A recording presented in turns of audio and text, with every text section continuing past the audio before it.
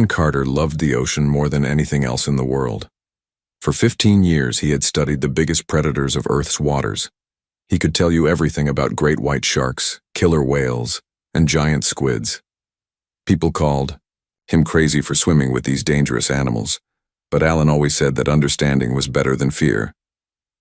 On a normal Tuesday morning, Alan was checking his equipment on a small boat off the coast of Maine when a bright light appeared in the sky. The light grew bigger and brighter until it stopped right above his boat. Alan covered his eyes as the light became too intense. When he looked again, 3 tall figures stood on his boat. They had blue skin that shimmered like water. Their eyes were large and black with no white parts. They had long fingers with webbing between them.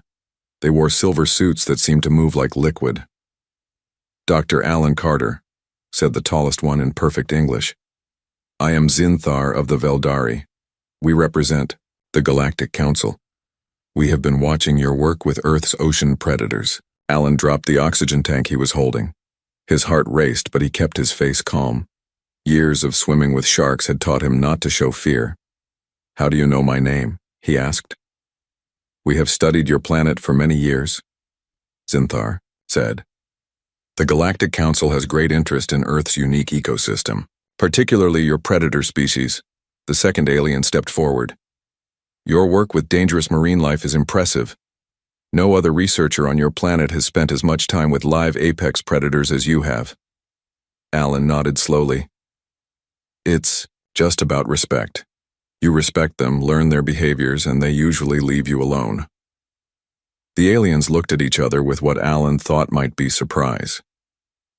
"We have a proposal for you, Dr. Carter," Zinthar said. "The Galactic Council has established a research station deep in your ocean. We study dangerous species from across the galaxy there. We would like you to join us as an expert on Earth predators." Alan's mind raced with questions. Why me? There are many marine biologists on Earth, but none who swim with killers, said the third alien, speaking for the first time. None who touch a great white shark and live to record the data. Alan thought about this. It was true that his methods were unusual. Most researchers studied predators from the safety of cages or boats. Alan preferred a more direct approach. "What exactly would I be doing at this station?" he asked. Observing, recording, sharing your knowledge," Zinthar said. "And perhaps learning from our collection." Alan felt excitement building inside him. Alien predators? Species no human had ever seen before? This was a once-in-a-lifetime opportunity. "There is one thing you should know," the second alien said. "The Veldari approach to research is clinical. We do not form attachments to study subjects. They are specimens, nothing more. Some would call our methods cold," added the third alien. Alan had worked with plenty of scientists like that before, people who saw animals as data points rather than living beings. He disagreed with that approach, but he could work with such people when needed. "When do we leave?" Alan asked. Zinthar made a gesture with his webbed hand. "Now, if you are willing." Alan looked at his small boat, at the ocean he knew so well, and at the three aliens who offered him the stars. He thought about all he might learn, all he might see. New creatures beyond his wildest dreams. "I need to pack some things," he said. "Everything you require will be provided," Zinthar said. Alan took a deep breath of salty air. He felt like he was standing at the edge of the greatest dive of his life. "Then I'm ready," he said. Little did he know that the depths he was about to explore held dangers far beyond anything Earth's oceans had prepared him for. The journey to the underwater station took less than an hour. Alan sat in a strange pod that moved through water faster than any human submarine. Through the clear walls, he watched as they went deeper and deeper. The sunlight faded until they were in complete darkness. Then, suddenly, lights appeared below them. Alan gasped. The research station was enormous. It stretched across the ocean floor like a small city, with domes and towers and long tubes connecting different sections. Lights glowed from every part of it, turning the dark water around it into a blue twilight. "Welcome to Station Deep Echo," Zinthar said. It is the largest Veldari research facility on your planet. How long has this been here? Alan asked, amazed that something so big could be hidden on Earth. 57 of your years, replied Zinthar. Your governments are aware of our presence but prefer to keep it secret from the general public. The pod docked with one of the larger domes. Water drained away, and a door opened. Alan followed the three Veldari into a large, circular room. The walls were lined with screens showing different parts of the station. About 20 aliens of different species moved around the room, working at control panels.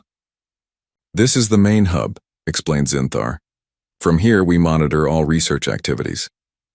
Alan noticed that most of the aliens stopped what they were doing to stare at him. Some looked curious, others seemed nervous. Humans rarely visit us, Zinthar said, noticing Alan's observation. You are quite famous already. A shorter Veldari approached them. Chief Researcher, the Nexorian specimen is showing increased activity. It may have sensed the human's arrival. Zinthar's face showed no expression, but Alan sensed excitement in his voice. Excellent. We will take Dr. Carter there now. They led Alan through a series of passages. Along the way, he saw tanks and enclosures containing creatures he could never have imagined. Some looked like fish but with too many fins or eyes. Others resembled nothing he had ever seen before.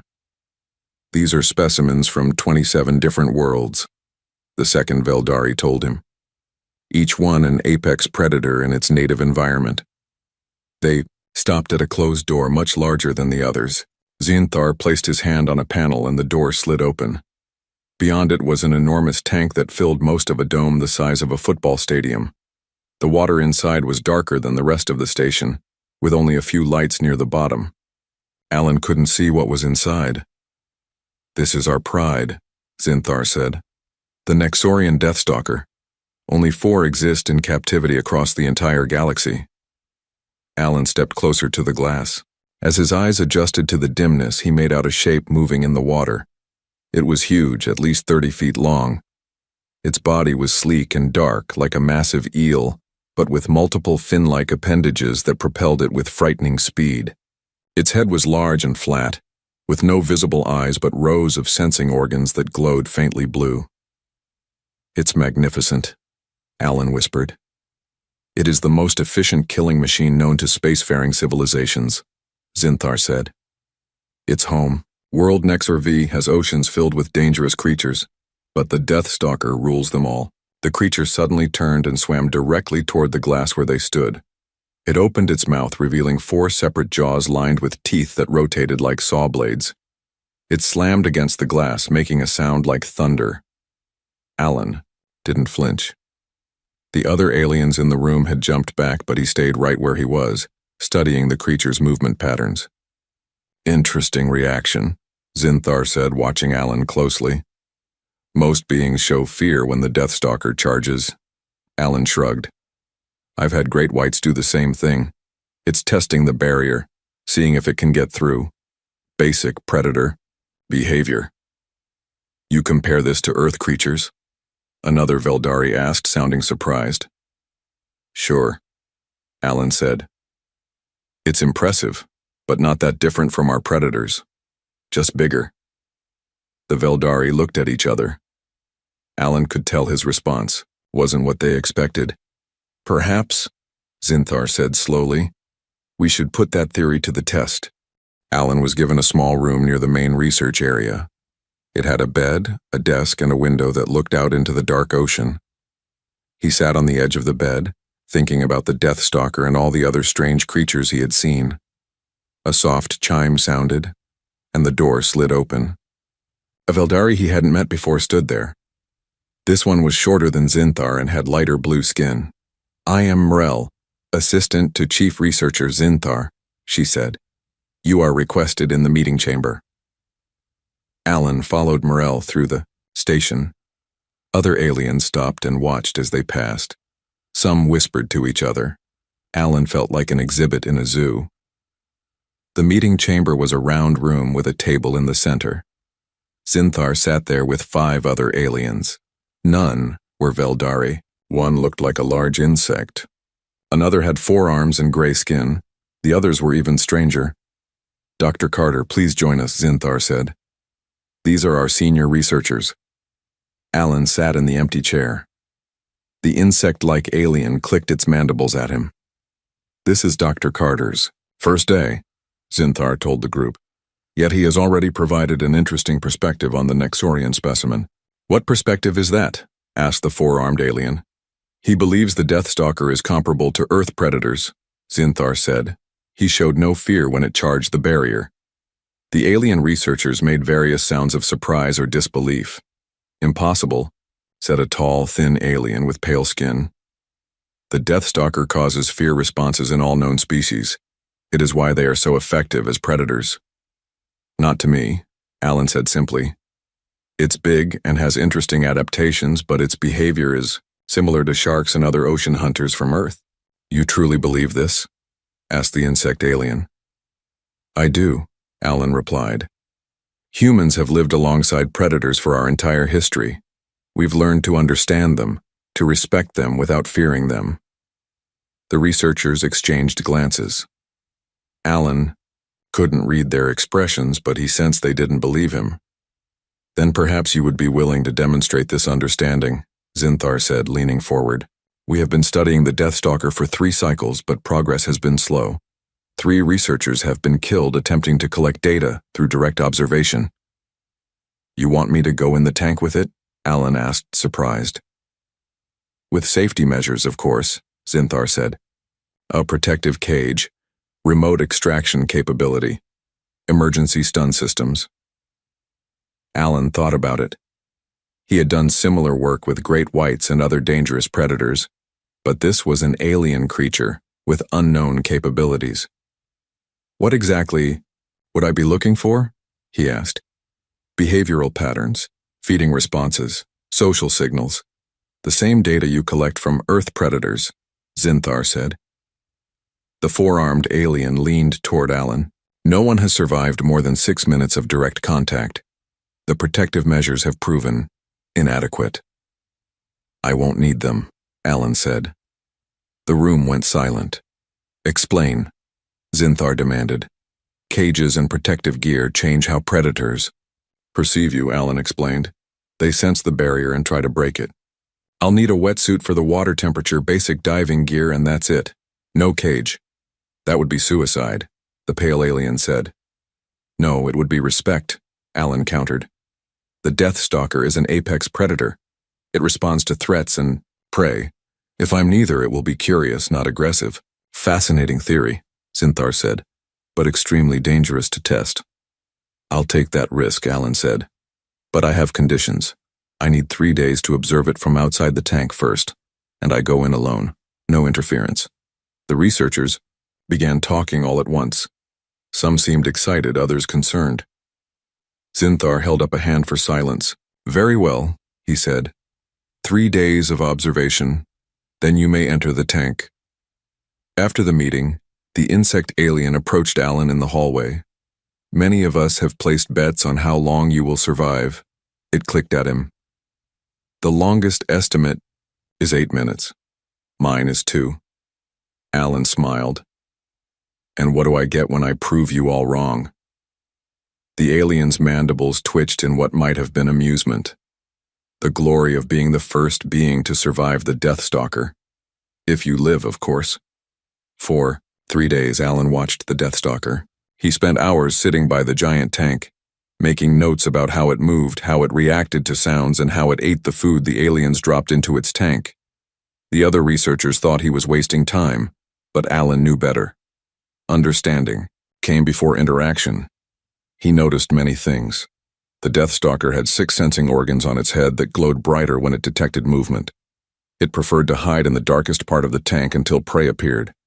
It didn't just attack, randomly. It studied its prey first, circling slowly before striking. On the morning of the 4th day, Alan stood by the tank entrance. He wore a simple black wetsuit and carried a small oxygen tank with a breathing mask. Around him, alien researchers gathered to watch. "Our sensors will monitor your vital signs," Zinthar said. "At the first sign of distress, we will activate emergency extraction." "That won't be necessary," Alan replied. "Just make sure the recording systems are working. I want all of this documented." The insect alien clicked its mandibles nervously. "I have changed my bet to 4 minutes. Good luck, human."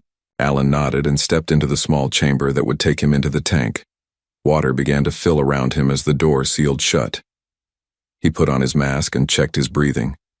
Then the inner door opened, and he swam into the Deathstalker's domain. The water was cold and dark. Alan turned on a small light attached to his wrist, providing just enough illumination to see a few feet ahead. He knew the Deathstalker would detect him immediately. The question was how it would respond. He didn't have to wait long. A faint blue glow appeared in the distance, growing brighter as the creature approached. Alan remained still, floating in place, controlling his breathing to stay calm. The massive predator circled him, its sensing organs pulsing with blue light. Through the glass walls of the tank, Alan could see the alien researchers watching. Some had moved back from the glass, as if fearing the Deathstalker might break through. Others pressed closer, fascinated by what was happening. The Deathstalker completed a full circle around Alan, then moved closer. It was testing him, trying to determine if he was prey, threat, or something else. Alan slowly raised his hand, palm out, moving it gently from side to side. The creature paused. Its sensing organs flashed brighter. Then, to the shock of everyone watching, it moved back slightly. Alan began to swim, slowly and deliberately, not toward the Deathstalker but parallel to it. He kept his movements smooth and non-threatening. The creature followed, matching his pace. Minutes passed. The Deathstalker hadn't attacked. Instead, it seemed curious about this strange being that didn't act like prey but wasn't a threat either. After 15 minutes, Alan could see the aliens outside the tank in a state of excitement. He had already survived longer than any previous researcher, but he wasn't done yet. He needed to establish true contact. Slowly, Alan turned to face the Deathstalker directly. It stopped moving, its sensing organs pulsing rapidly. This was the moment of greatest danger. Everything in the creature's instincts would tell it to attack a smaller being that challenged it. Alan extended his arm again, this time pointing toward the bottom of the tank. Then he began to descend. The Deathstalker watched for a moment, then followed. At the bottom of the tank was a large rock formation that the creature used as a resting place. Alan settled onto the sandy floor nearby, maintaining a respectful distance. The Deathstalker circled once more, then lowered itself to the ground as well. Outside the tank, the alien researchers were in chaos. What they were witnessing was impossible, according to everything they knew about the Deathstalker. Alan remained at the bottom of the tank for another 20 minutes. The Deathstalker stayed nearby, occasionally swimming in a small circle before returning to its spot. It wasn't friendly. Alan knew better than to think that, but it had accepted his presence. When Alan finally swam back to the entrance chamber, the Deathstalker followed at a distance, watching as he left its territory. As the water drained from the chamber and the door opened, Alan was met with stunned silence from the gathered aliens. News of Alan's success spread quickly through the research station. Aliens from all sections came to the Deathstalker tank to see the miracle for themselves. Many didn't believe the stories until they saw Alan enter the tank again the next day. This time, Alan brought a small camera that he carefully positioned on the tank floor. He wanted to record the Deathstalker's movements up close. When he entered the water, the creature seemed to recognize him. It circled once, then settled into the same pattern they had established before. "Remarkable," Zinthar said as he watched from the control room. "The human has somehow formed a connection with the specimen." "Not a connection," said Morell, who had been studying Alan's notes. "He calls it mutual respect. He says predators recognize other predators." "Humans are not predators," argued another Veldari scientist. "They are omnivores with limited physical capabilities. Perhaps we have misunderstood them," Morell suggested. In the tank, Alan was slowly moving closer to the Deathstalker each day. By the 5th day, he could swim within 10 feet of it without triggering an aggressive response. On the 6th day, he tried something new. When the Deathstalker approached, Alan held out his hand, palm up, and remained perfectly still. The creature paused, its sensing organs pulsing rapidly. Then, in a move that caused the watching aliens to gasp, it extended one of its smaller appendages toward Alan's hand. They didn't touch, but they came within inches of each other. It was a moment of communication between two completely different species. After an hour in the tank, Alan returned to the control room where a crowd of alien researchers waited. Their attitudes had changed. Where before there had been dismissal or mockery, now there was curiosity and respect. "How are you doing this?" asked the insect alien who had bet on Alan's quick death. "The Deathstalker has killed 27 different species in controlled tests."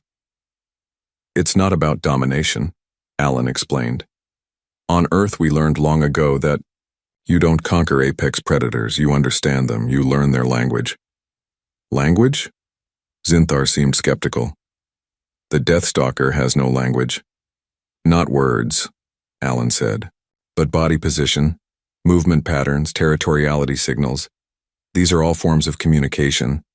The Deathstalker tells me what it's thinking through how it moves its body and how its sensing organs glow." Alan showed them his notes and the recordings he had made. He pointed out patterns that the alien scientists had missed in their years of study. "See how the third and fourth sensors pulse when it's curious?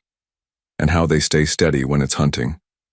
Or how it positions its body at an angle when it's establishing territory?" The aliens studied his observations with growing interest. "Humans evolved alongside predators on Earth," Alan continued. "For millions of years we had to understand them to survive. It became instinct for us. We can read predator body language without even thinking about it. Could you teach this skill?" Morell asked. Alan nodded. "Some of it, yes. The rest comes from experience." Over the next few days, Alan began training a small group of alien researchers in his methods. They watched from outside the tank as he demonstrated different approaches to the Deathstalker. On the 10th day, Alan did something that shocked everyone. He entered the tank without his breathing equipment. Instead, he used a special mask that Morell had designed based on Alan's suggestions. It allowed for more freedom of movement and better visibility. The Deathstalker approached him as usual, but this time it came even closer. Alan remained perfectly still as the massive predator moved around him, its sensing organs just inches from his face. "It's scanning him," Morell said, watching the monitors, learning his biological makeup. "Is he in danger?" asked one of the other researchers. "I don't think so," Morell replied. "Look at its posture, it's curious, not aggressive." In the tank, Alan and the Deathstalker continued their silent communication, each learning about a species from across the galaxy. But not everyone was pleased with this development. From his private chamber, Zinthar watched the monitors with growing frustration.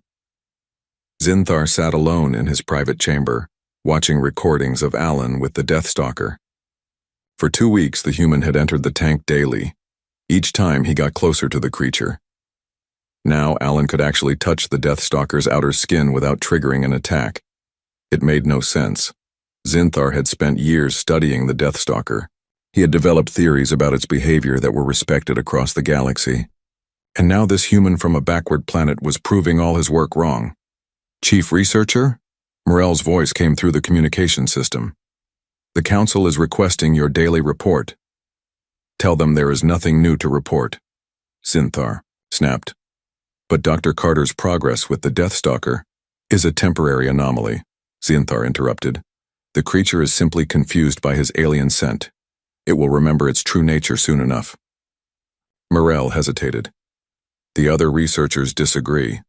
They believe Dr. Carter has made a genuine breakthrough in interspecies communication. Zinthar turned off the communication system without responding. He couldn't accept that a simple human could succeed where he had failed. There had to be a way to prove the Deathstalker was still the ultimate killing machine he had always claimed it was. Meanwhile, Alan was preparing for another session with the Deathstalker. He had named it Echo because of how it mimicked his movements sometimes. He knew giving it a name wasn't scientific, but it helped him think of the creature as an individual, rather than just a specimen. "You're going in again today?" asked one of the alien researchers, a squat purple being named Dorv. Yes, Alan replied. Echo is starting to trust me. I think I can teach it to respond to simple signals today. Remarkable, Dorv said. I have studied predators on 12 worlds but never seen anything like this. Alan smiled as he put on his wetsuit. Humans have always had a special relationship with predators. On Earth, we've trained wolves to become dogs, used falcons for hunting, and learned to work with all kinds of dangerous animals. Yet your species has no natural weapons, Dorv noted. No claws or fangs or poison. We have our brains, Alan said. And empathy. Never underestimate the power of understanding another creature's perspective. As Alan prepared to enter the tank, he didn't notice Zinthar entering the control room. The chief researcher spoke quietly to the technician monitoring the tank systems, who looked concerned but nodded. Alan entered the chamber and waited as it filled with water. When the inner door opened, he swam into the tank as he had done many times before. Echo was waiting near the bottom, its sensing organs glowing with a soft blue light that Alan had come to recognize as a greeting. He swam down to the creature, moving slowly and calmly as always. Echo circled him once, then settled into position, a few feet away. Alan began the routine they had established, moving his hands in patterns that Echo would mimic with its smaller appendages.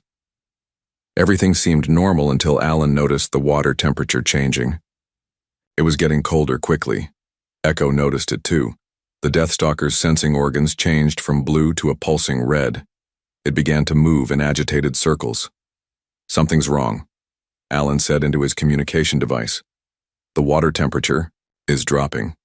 It's agitating, Echo. There was no response.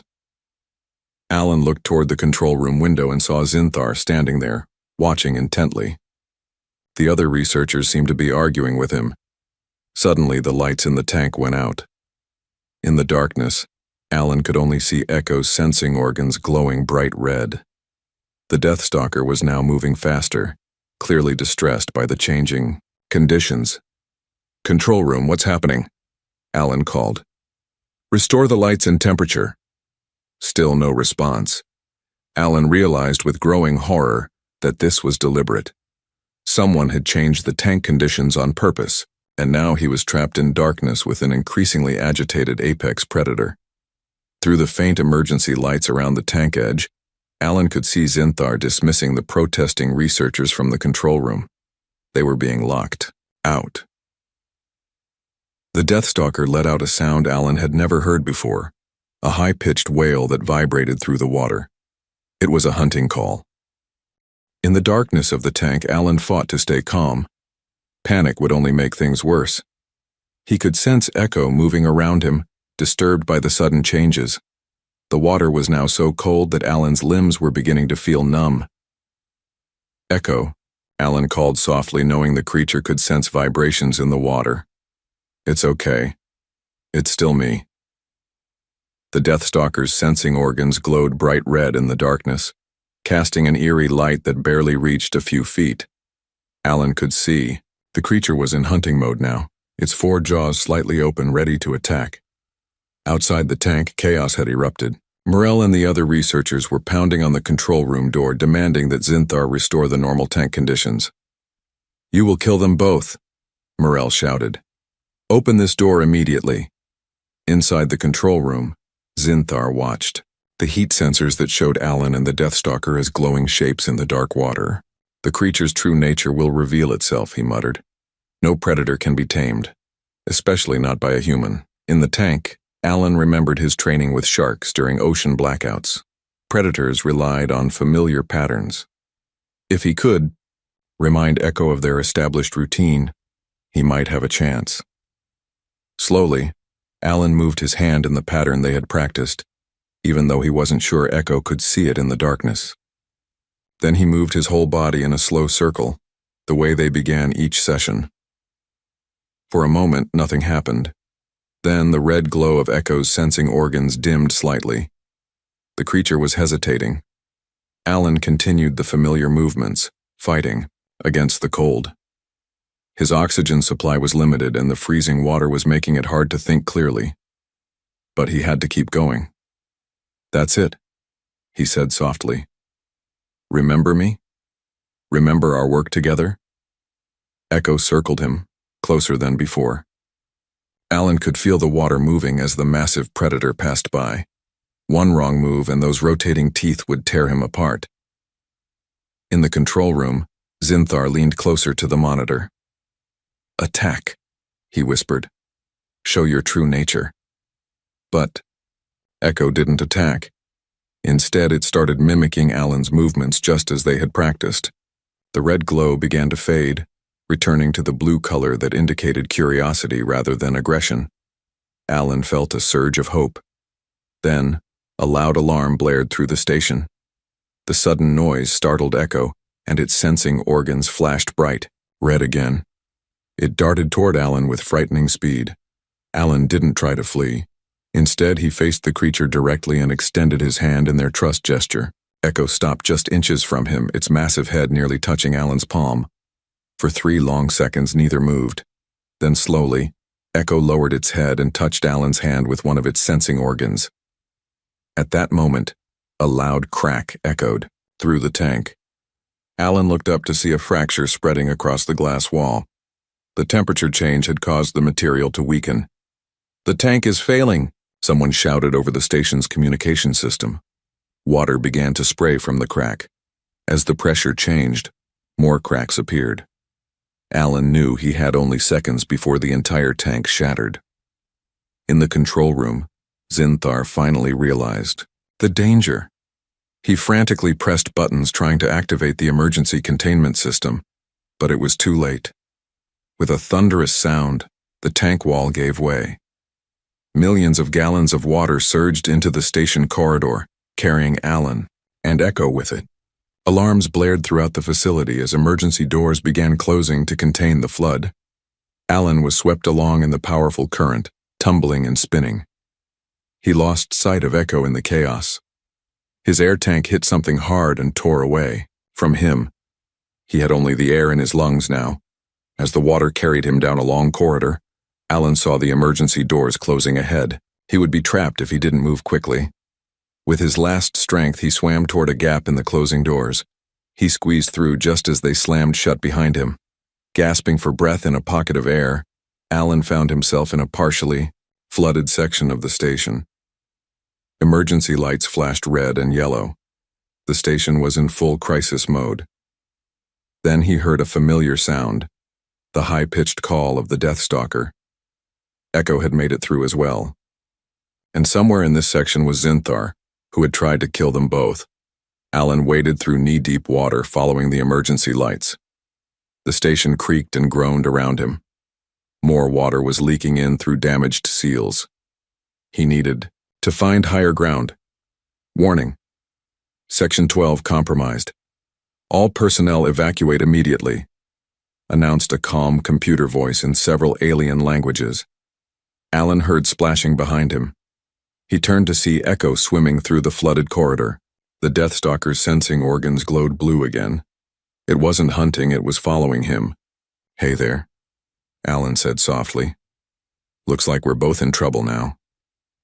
Echo moved closer, its massive body sliding easily through the water. In the open corridor, Alan could truly appreciate how huge the creature was. Yet it made no move to attack. A crash sounded from ahead. Alan moved cautiously toward a junction in the corridor.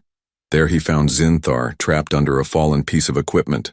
The Veldari's leg was pinned and he was struggling to free himself as water rose around him. When Zinthar saw Alan, his eyes widened with fear. "Stay back," he shouted. Then he saw Echo appear behind Alan, and true terror filled his face. "No! Keep that monster away from me." Alan assessed the situation quickly. "You tried to kill me," he said calmly. "You changed the tank conditions on purpose." "The experiment required extreme testing," Zinthar said desperately. "I needed to prove my theories." "You were wrong," Alan said. "Echo isn't just a killing machine. No predator is. They're complex beings with intelligence and the capacity to learn." The water was rising faster now. Zinthar would drown if he couldn't get free. Despite everything, Alan couldn't let that happen. I'm going to help you, Alan decided, but I need Echo's help too. That's insane, Zinthar cried. It will kill us both. Alan ignored him. He turned to Echo and began using the hand signals they had practiced. He pointed to the debris trapping Zinthar, then made a pushing motion. Echo watched, its sensing organs pulsing. Then, to Zinthar's amazement, it moved forward and positioned its massive body against the fallen equipment.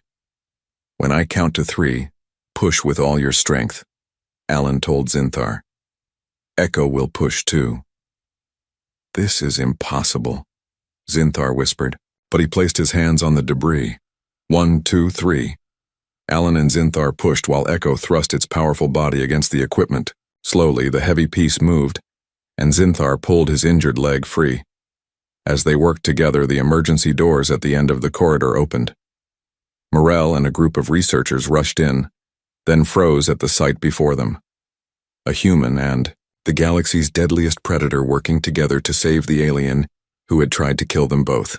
Evacuation vessels are ready, Morel announced, staring in wonder. But we never expected this. We need to move quickly, Alan said, helping Zinthar to stand. The station is failing. As they made their way to the evacuation area, other aliens stopped and stared at the strange procession.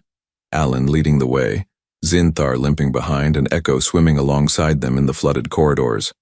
When they reached the evacuation vessels, a new problem arose. There's no transport. Equipped for the Deathstalker, Morel said. It was never meant to leave the tank. Alan looked at Echo, who was watching him with glowing blue sensors. Then I'll stay with it, he decided. There must be another way out. No, Zinthar said suddenly. I was wrong about you, human. And about the Deathstalker. He turned to Farrell. Combine vessels 3 and 4. Remove the dividing wall. It will create enough space. As the station continued to fail around them, the aliens worked quickly to modify 2 vessels into one large enough for Echo. Alan stayed with the creature, keeping it calm during the chaos. Finally, everything was ready. Alan guided Echo into the special vessel and climbed in beside it. The door sealed behind them. As they launched away from the collapsing station, Alan placed his hand gently on Echo's side. The creature's sensing organs glowed with a blue light he had never seen before. Not curiosity or hunting, but something new, something like trust. 3 weeks later, Alan stood before the Galactic Council.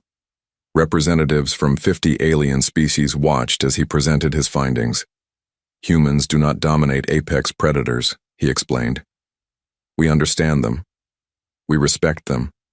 And sometimes, we befriend them. Beside him stood Echo, now fitted with a special water-breathing apparatus that allowed it to survive in air for short periods. The Deathstalker's sensing organs glowed bright blue as it surveyed the council chamber. From this day forward, announced the council leader, humans will be classified as predator communicators, a rare and valuable trait. And Alan Carter will lead a new division focused on interspecies understanding. As Alan looked out at the assembled aliens, he couldn't help but smile. They had left a human alone with a killer predator, and something had indeed gone very wrong, just not in the way anyone had expected.